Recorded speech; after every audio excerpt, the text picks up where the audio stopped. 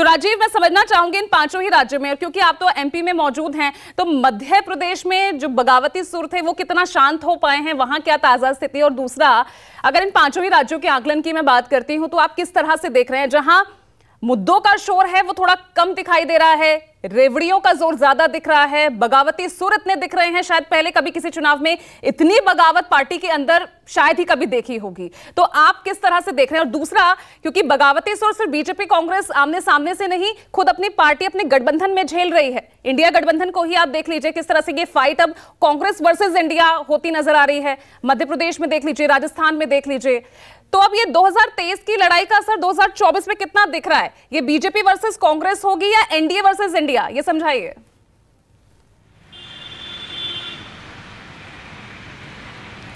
अच्छा सवाल आपने पूछा। मूल बात यही है कि कांग्रेस पार्टी चाहती है कि 2023 में ये जो 5 राज्यों में चुनाव हो रहे हैं, ये लड़ाई जो है भारतीय जनता पार्टी वर्सेस कांग्रेस दिखाई दे। ये लड़ाई इंडिया वर्सेस एनडीए की दिखाई दे भी नहीं रही है। अब मैं जहाँ पर हूँ, रीवा और इसके अगल बगल के इलाकों में आम आदमी पार्टी और समाजवादी पार्टी ने तमाम सीटों पर अपने उम्मीदवार उतारे हुए हैं।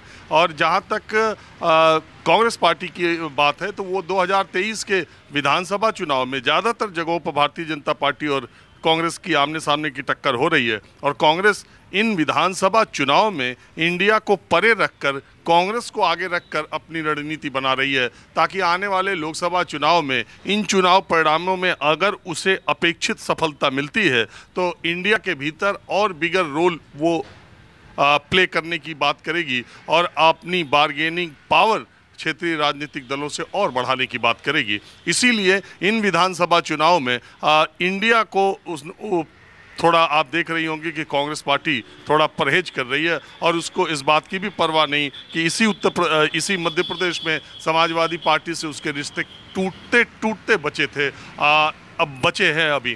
तो इसके अगर आप 24 को देखें तो कांग्रेस पार्टी चाहती है कि इन विधानसभा चुनाव के नतीजों के बाद 2024 की बात की जाए और तब लड़ाई को इंडिया वर्सेस एनडीए बनाया जाए। अभी की ये 5 जो राज्यों में है लड़ाई, उसको कांग्रेस और बीजेपी की बनाई जाए। जो बात आपने पार्टी में गुटबाजी की है, हर तरफ मध्य प्रदेश और राजस्थान दोनों प्रदेशों में मैं जाते रहता हूँ, हर तरफ, हर जिले में, हर सीट पर ये देखने को आपको मिलेगा ज़्यादातर जगहों पर। उसकी वजह यह है, मध्य प्रदेश में जो वजह मैं देखता हूँ वो ये है कि कांग्रेस पार्टी इतने लंबे समय तक सत्ता में नहीं रही और भारतीय जनता पार्टी है, तो बहुत सारी जो युवा पीढ़ी है उसको एक बेचैनी सी है कि ये एक पूरा का पूरा तबका 15-20 साल से वही लोग उन्हीं जगहों पर है। यहीं की 8 विधानसभा सीटों पर भारतीय जनता पार्टी को पिछली बार सारी की सारी रीवा की सीटें जीत गई थी, लेकिन उन्होंने अपने 2 सिटिंग कैंडिडेट्स का टिकट बदल दिया और उसके बाद जिन नए जो पुरानों को दिया गया वो भी गुटबाजी से परेशान है। ठीक इसी तरह जो लोग बीजेपी छोड़ के कांग्रेस में गए उनको कांग्रेस पार्टी ने टिकट दे दिया, कांग्रेस छोड़ के जो बीजेपी में गया उसको बीजेपी ने टिकट दे दिया। इन्हीं 2 पार्टियों में अदला बदली होती रहती है। तो इसलिए इस बार का मध्य प्रदेश का चुनाव और राजस्थान का चुनाव बड़ी अलग तरह से हो रहा है। और दूसरी बात यह है कि ये बघेल खंड का जो इलाका है, ये बघेल राजाओं के आधिपत्य में जो क्षेत्र था, इसे बघेल खंड इसलिए लोग कहते हैं।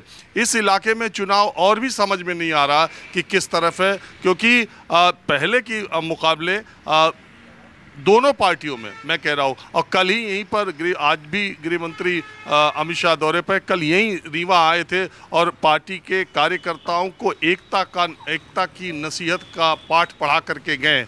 दूसरी तरफ आप देखिए, कमलनाथ और दिग्विजय सिंह को बार बार सफाई देनी पड़ रही है कि उन दोनों के रिश्तों में कोई गड़बड़ी नहीं है, भ्रम फैलाने की बीजेपी कोशिश कर रही है। दिग्विजय सिंह को दौरे पे जाना था, उन्होंने अपना दौरा रद्द कर दिया।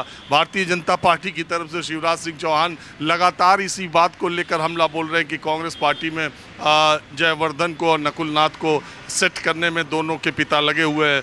तो ये शीर्ष स्तर पर इस तरह की बातचीत है और ज़मीनी स्तर पर बड़ी सिरफुटौल है टिकटों की को लेने को लेकर। और आज मध्य प्रदेश में नामांकन की आखिरी तारीख है, इसलिए आज सारे पर्चे दाखिल हो जाएंगे। 17 तारीख को वहाँ पर चुनाव है, या दो हफ्ते बाद आप समझिए 20 दिन से भी कम वक्त बचे हैं। ऐसी स्थिति में अभी भी लड़ाई बहुत साफ इसलिए नहीं है कि टिकटों को ले करके काफ़ी खींचतान दोनों पार्टियों में है। बिल्कुल, काफी खींचतान है और वो हम लगातार देख भी रहे हैं।